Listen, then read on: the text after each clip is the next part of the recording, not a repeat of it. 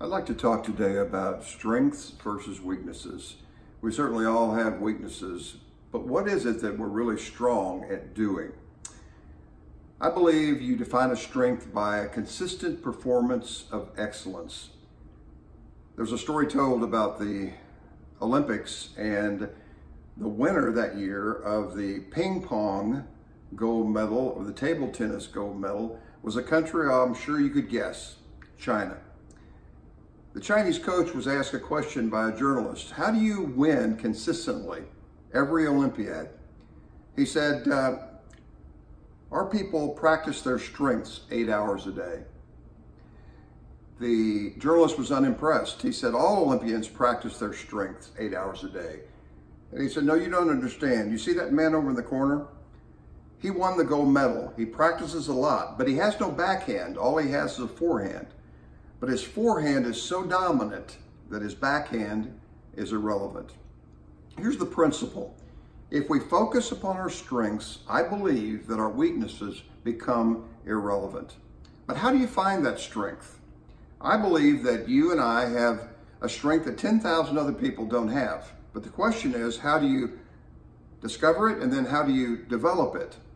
I think there are 4 steps involved. Number 1, you will see it in another person and drawn to it like a magnet when that strength becomes apparent. And you come up to that person, you say, will you help me develop that strength within me? So you are drawn to it. That's step number 1.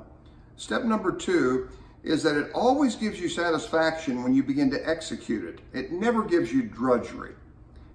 I was talking to a man recently who said, I make $350,000 a year and I'm miserable. Is he trafficking in his strength? I don't think so. You will always have satisfaction when you execute your strength. Third, it will take you 8 to 10 years to develop it. 8 to 10 years sounds like a long time for most people, but think this through.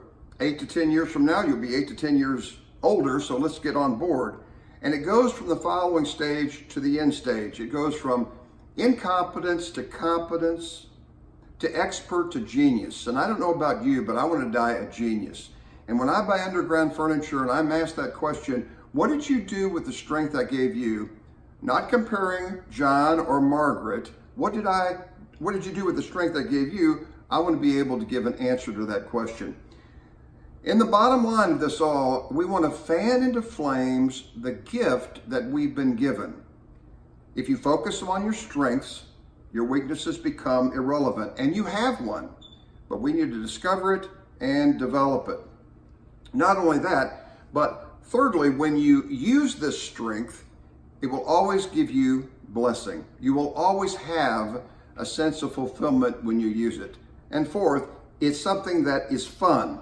It's something that you will enjoy doing, and it'll never get boring, and you'll never hit your head against the wall when you try to do it. It's never too late to begin. And here's what I'd suggest. I want to give you a tip, because you have to be self-aware in order to know what path to get on. I would like for you to possibly go to a website called 16personalities.com. Take that 10-minute evaluation, and then that will get you on the road to discovering who you are. It will be beauty then before duty. Thanks.